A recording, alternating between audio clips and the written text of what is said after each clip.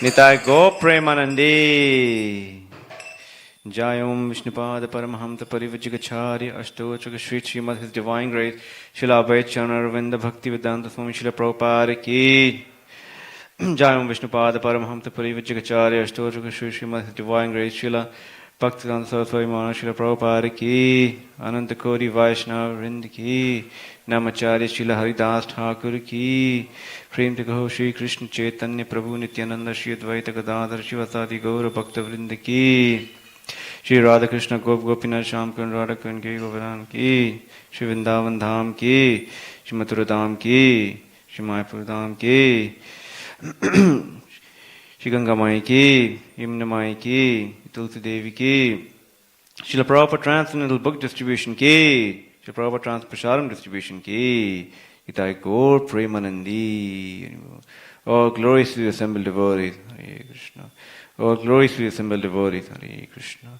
All glories to the assembled devotees. Hare Krishna. All glories to Shri Guru and Shri Guru.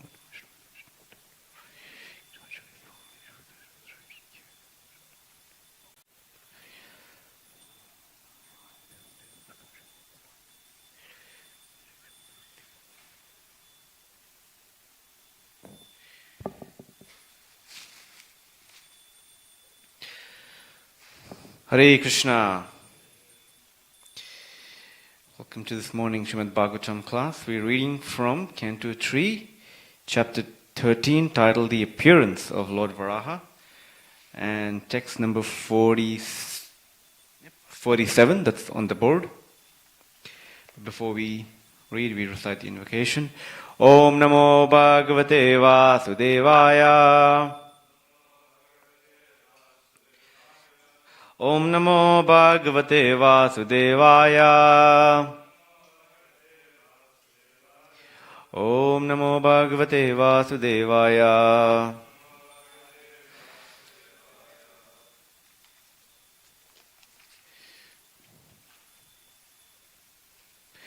Sa itham Bhagavanurvim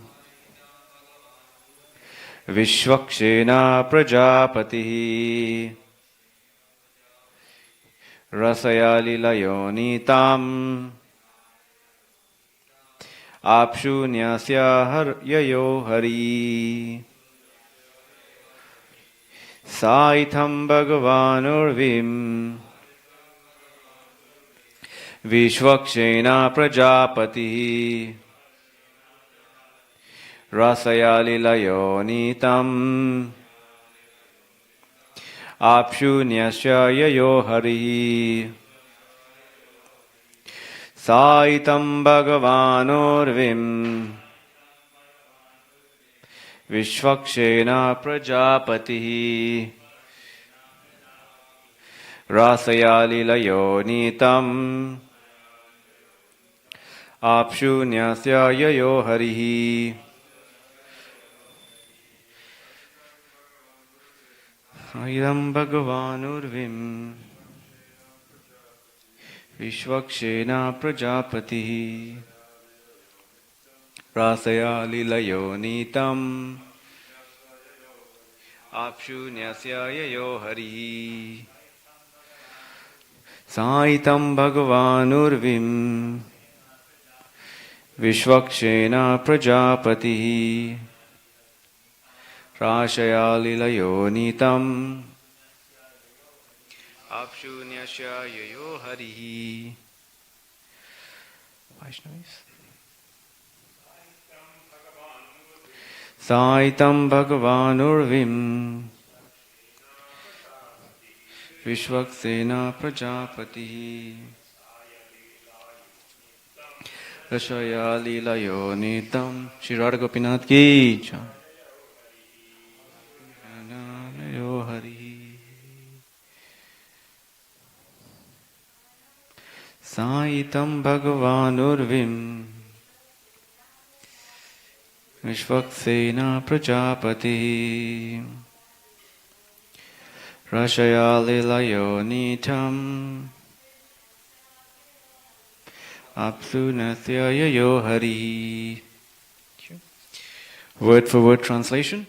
Sa, he, itham, in this manner, Bhagavan, the personality of Godhead, Urvim, the earth, Vishvakshena, another name of Vishnu, Prajapatihi, the Lord of the living entities, Rashaya, from within the water, Lilaya, very easily, Unnitam, raised, Apshu, on the water, Nyasya, placing, Yayau, return to his own abode, Harihi, the personality of Godhead. Translation and purport by His Divine Grace, Srila Abhay Charan Ravinda Bhaktivedanta Srila Prabhupada. Srila Prabhupada ki jai. Translation. In this manner, the personality of Godhead, Lord Vishnu, the maintainer of all living entities, raised the earth from within the water, and having placed it afloat on the water, he returned to his own abode. The personality of Godhead, Lord Vishnu, descends by his will to the material planets in his innumerable incarnations for particular purposes. And again he goes back to his own abode. When he descends, he is called an avatar, because an avatar means one who descends. Neither the Lord himself nor his specific devotees who come to this earth are ordinary living entities like us. Om Ajnanatimirandasya Gyananjana Shalakaya Chakshurun Militam Yena Tasmai Shri Guruve Namaha Shri Chaitanya Manovishtam Sapitam Yena Bhutale Swayam Rupa Kadamayam Dadati Swapadantikam Vandeham Shri Guru Shri Yuta Parakamalam Shri Gurun Vaishnavamscha Shri Rupam Sagrajatam Sahagana Raghunathanvitam Tam Sajivam Sadvaitam Savadutam Parijana Sahitam Krishna Chaitanya Devam Shri Radha Krishna Padan Sahagana Lalita Shri Vishakhanvitamscha He Krishna Karuna Sindhu Dina Bandhu Jagatpate Gopesha Gopika Kanta Radha Kanta Namostute Tapta Kanchana Gaurangi Radhe Vrindavaneshwari Rishabhanu Sute Devi Pranamami Hari Priye Vancha Kalpa Tirubhascha Kripa Sindhu Bhaivacha Patitanam Pavanebhyo Vaishnavebhyo Namo Namaha. Jai Shri Krishna Chaitanya Prabhu Nityananda Shri Advaita Gadadhara Shri Vasadi Gaura Bhakta Vrinda. Hare Krishna Krishna Krishna Hare Hare Hare Rama Rama Rama Hare Hare Hare Krishna Krishna Krishna Hare Hare Hare Rama Rama Rama Hare Hare Hare Krishna Krishna Krishna Hare Hare Hare Rama Rama Rama Hare Hare.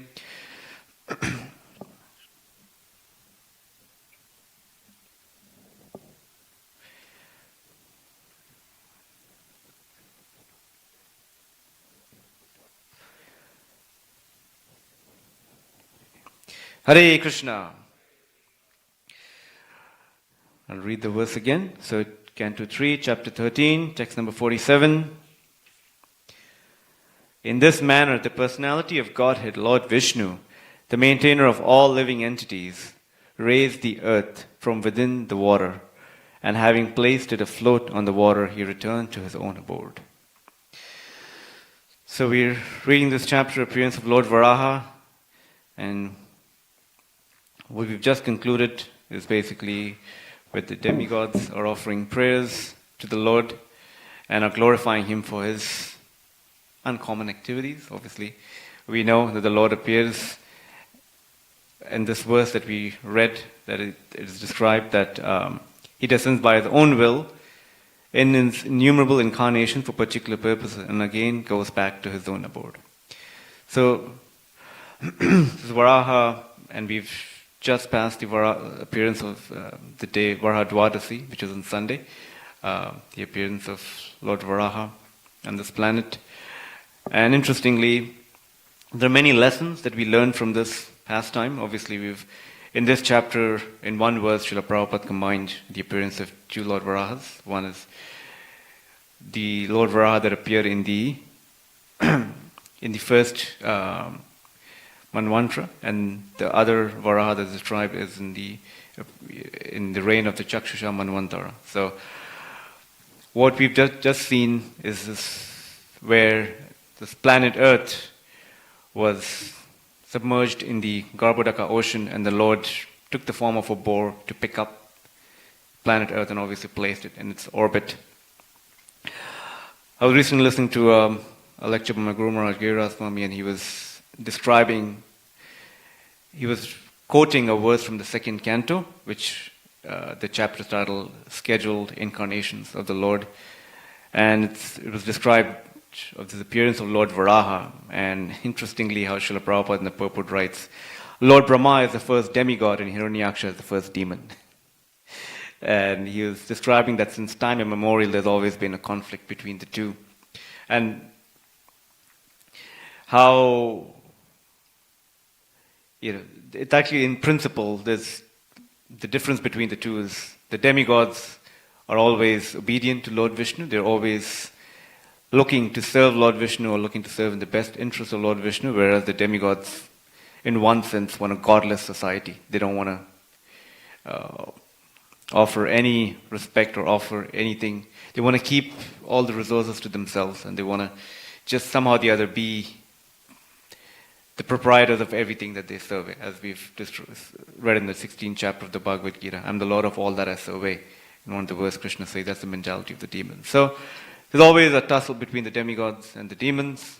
Obviously, even as practicing devotees, we see that a lot of times there are times when certain propensities come into us, or we overcome by certain propensities which slightly drift in that, the demonic spirit of, we overcome by lust, greed, envy.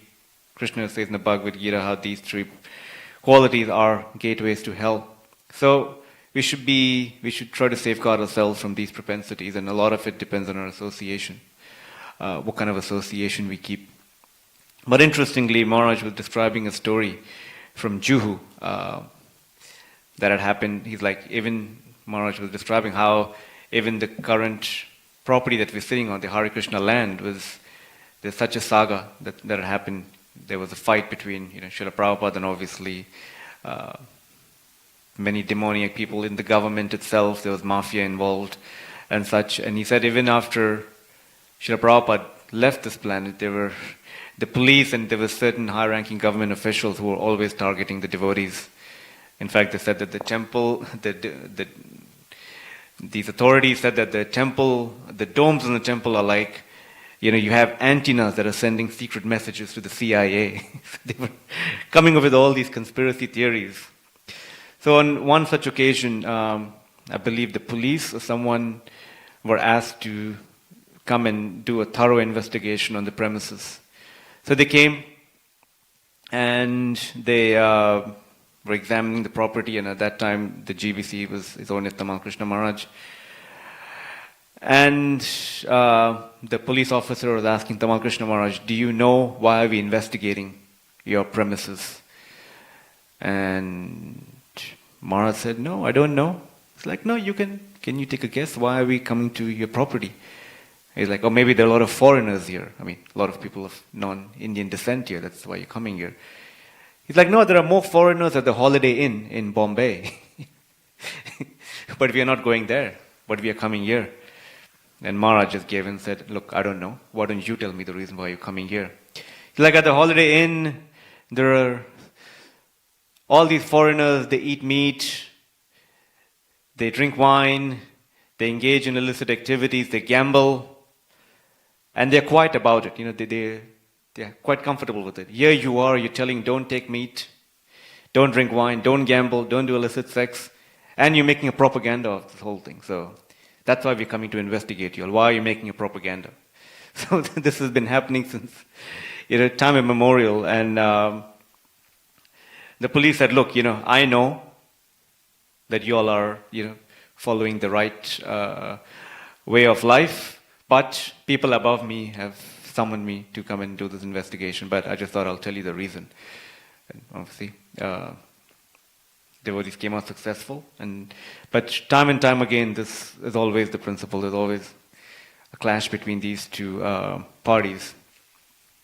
So now in this instance, in this pastime, there is this, in the previous verse from yesterday, in the purport, it was mentioned, the earth was placed on the water by his inconceivable potency. The Lord is all-powerful.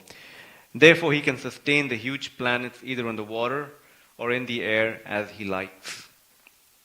The tiny human brain cannot conceive how these potencies of the Lord can act. So, again, referring to a lecture that was given by Giriraj Swami, he was saying there are certain lessons that we can take from this pastime. And one of them is, Srila Prabhupada was quoting in that purport in the second canto, where he's describing the appearance of Lord Varaha, that how the different planets are actually floating in the air, and Prabhupada writes under delicate conditions.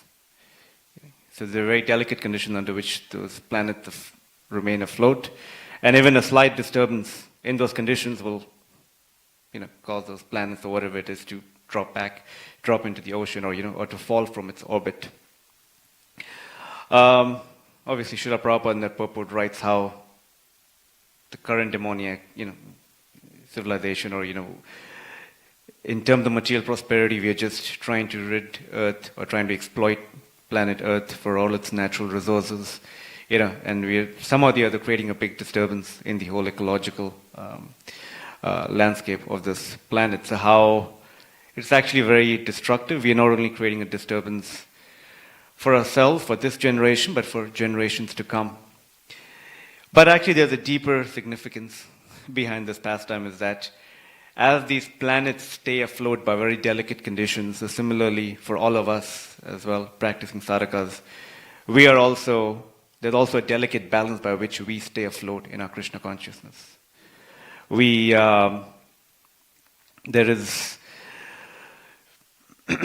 we, Srila Prabhupada always instituted, obviously we see in the temple there's a morning program, and then devotees go away, then they work for Krishna, and then they come back at night, and then again hear a chant about Krishna. And Maharaj was saying Prabhupada never used that term, but it's actually a transcendental sandwich.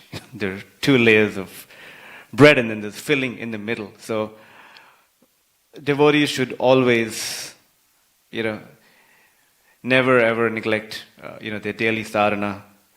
Always pay specific, importance, and always prioritize the hearing and chanting, because that's what'll keep us afloat in our Krishna consciousness.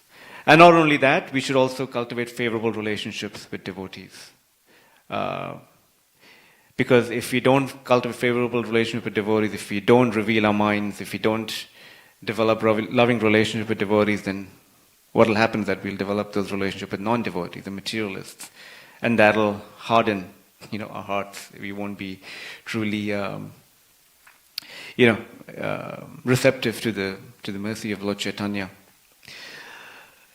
And our mercy is actually a descending process. So even though we are Anu, we are small, we have limited capacity. So there may be times, either grossly or subtly, we'll, fall prey to bad association, and there may be, events in our life that'll, take us away from Krishna consciousness. But the Lord and His representatives are so kind that they'll come to pull us out from that, from whatever condition that we are in.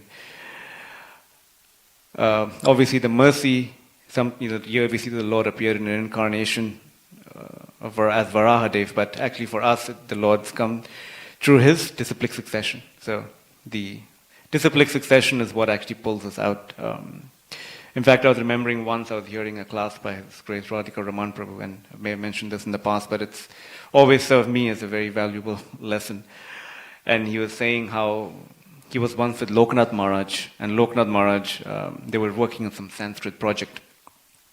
And in that project, the project came to an end, and Radhika Raman Prabhu was leaving, and Loknath Maharaj, just very lovingly asked him, is there anything you would like to ask, or anything that I can be of assistance? And he just said, Maharaj, I'm just starting off my spiritual life. I'm quite young, and I would really want to ask you, what's that one thing that has kept you strong in your Krishna consciousness? And because I'll be going out in the world, I'll be engaging with so many people, and I don't know what awaits me, and so please kindly just, what would you like to share with me? And he said,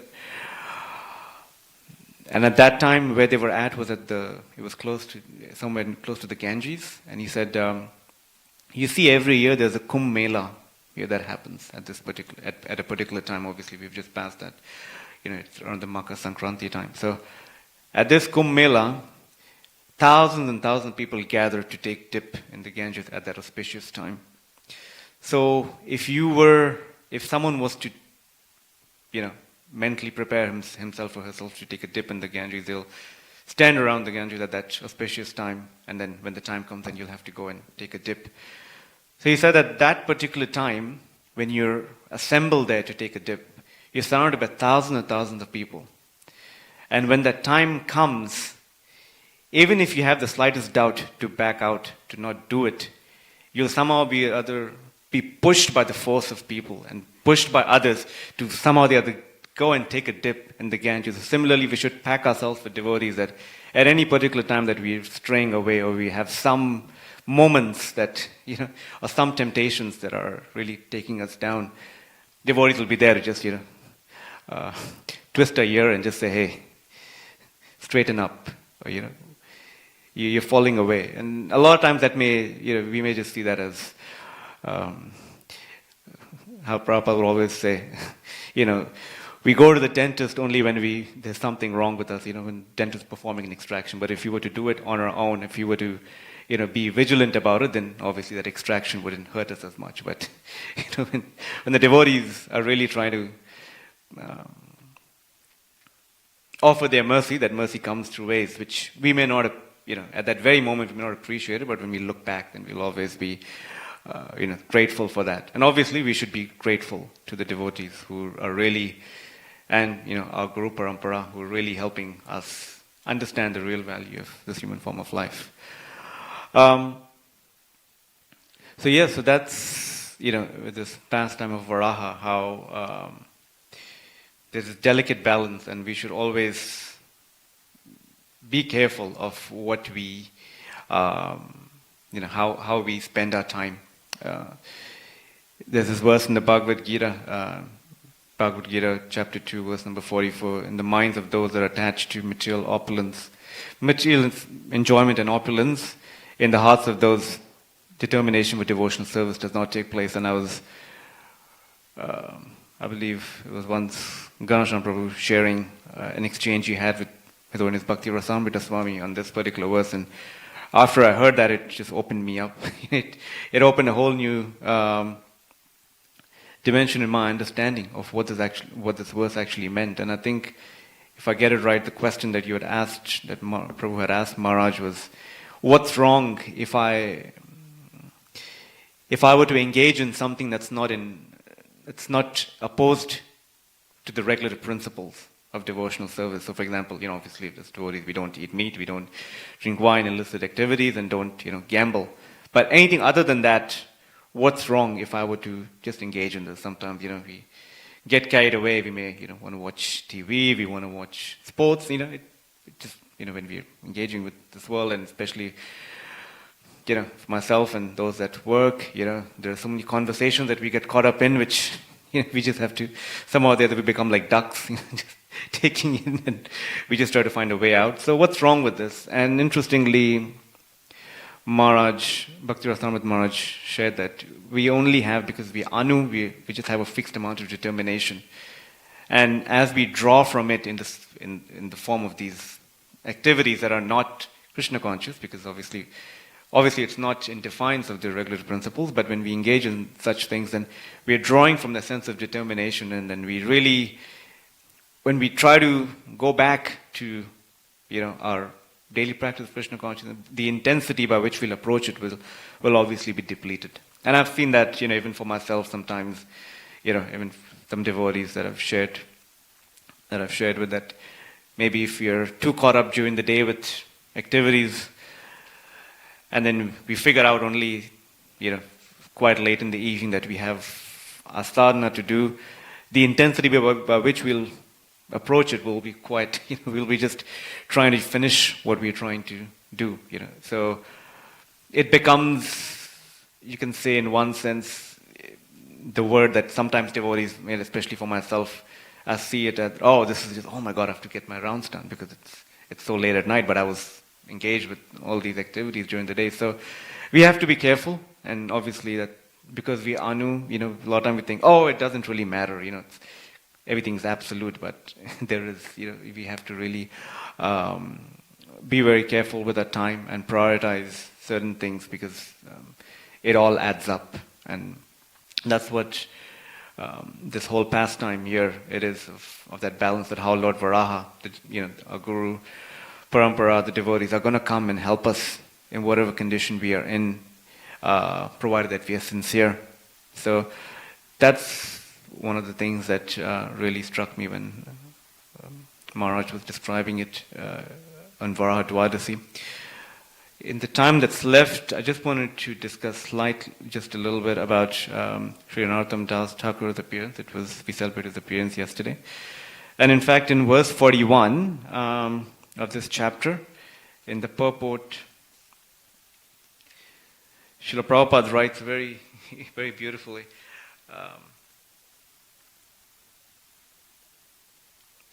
I'll just read that part of the purport. When a cloud rests on the peak of a great mountain, it appears to be sustained by the mountains. And at the same time, it looks very beautiful. Similarly, the Lord has no need to sustain the earth on his tusks, but when he does so, the world becomes beautiful.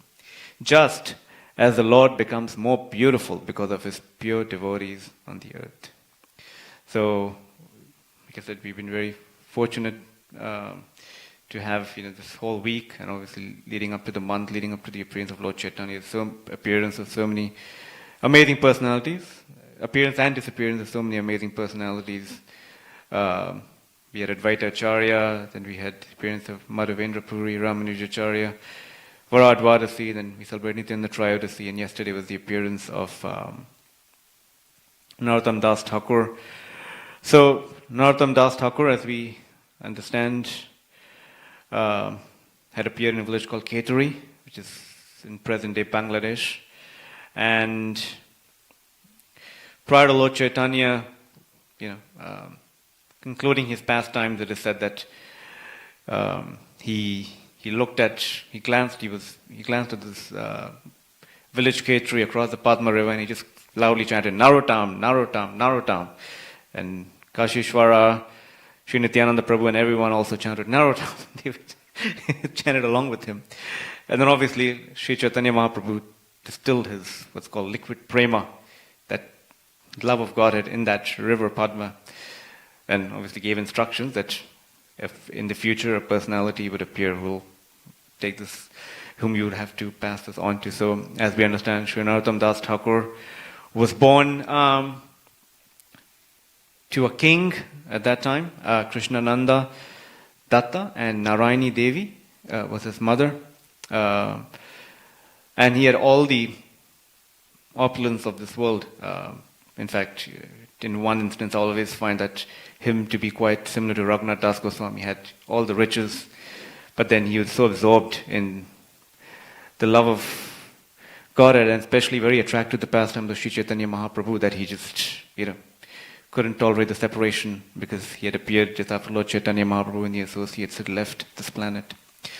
So he, obviously one day, Sri Nityananda Prabhu appeared in his dream and asked him to go to Vrindavan, and he made his way to Vrindavan.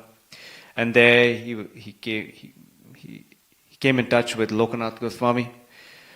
And Lokanath Goswami, obviously a very exalted, Vaishnava and an associate of Lord Chaitanya, he was so touched by Lokanath Goswami that he wanted to take initiation from him. But Lokanath Goswami, out of his humility, and just said, look, the personalities that I worship, Sri Chaitanya Mahaprabhu and also Rupa and Sanatana Goswami have left this planet. I really can't offer you, anything. And most importantly, the Lord has appeared in your dream. So please, I cannot help you. So Sri Narottam Das Thakur was determined to take, initiation from Lokanath Goswami, but he didn't want to embarrass him too. So somehow or the other, he devised a plan. So every morning, obviously today we have modern technology, or whatever we may call it, that would help us.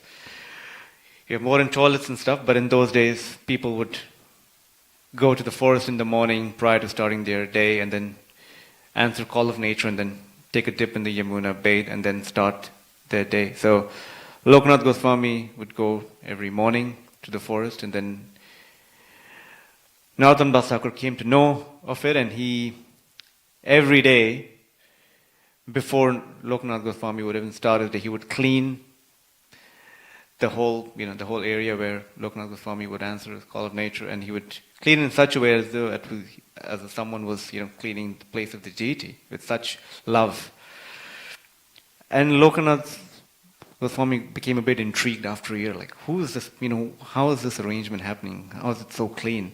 And one day he hid behind the bushes much before he would even go, and he saw Narottam Das Thakur cleaning it, and he was so touched by his act of humility and his mood of service that he's the only disciple that he accepted, and he offered initiation to Narottam Das Thakur. A lot of the songs that we sing, are composed by Narottam Das Thakur. Shri Guru Charana Padma, every morning we just finished singing, is by Narottam Das Thakur. So his poems, or his hearts filled with devotional poetry. In fact, Srila Prabhupada said that he wrote in such simple Bengali language, but it touched the hearts. It transformed the hearts of so many. In fact, I think in one letter, if I just were to read it verbatim,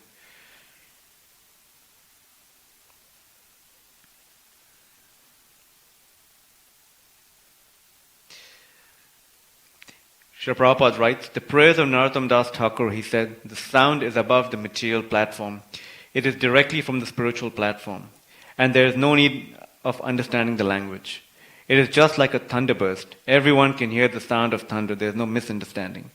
Similarly, these songs are above the material platform, and they crack like thunder within your heart. So, obviously, and as we know, Sri Narottam Das Thakur was one of the greatest preachers. He had transformed thousands, of people at that time. And one pastime that my Guru Maharaj was, obviously, we see from this how he acted as a menial servant of a spiritual master. And he really understood that the mood is that we are actually in the position of the servant of the servant of the servant, and really, giving everything that he could to serve a spiritual master. So my Guru Maharaj was once describing this towards the end of Srila Prabhupada's pastimes, that he was with Srila Prabhupada, and the servant that was serving Srila Prabhupada wasn't there, and Srila Prabhupada had to, because he was quite old and he was obviously towards the end of his pastimes, he wanted to pass urine.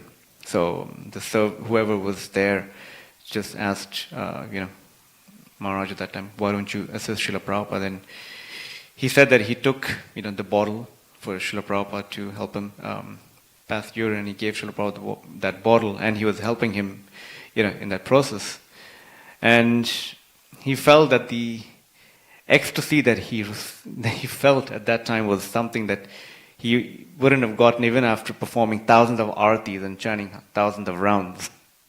And at that time he was performing, he was the president of the temple and performing so many activities, meeting, just so many people. But that menial service just gave him such an ecstatic experience that he said that far superseded anything else that he had ever done. And he said that act of menial service and understanding that I'm the servant of the servant of the servant is something that we should really garland ourselves with that mood, because that's what will propel us in our devotional service.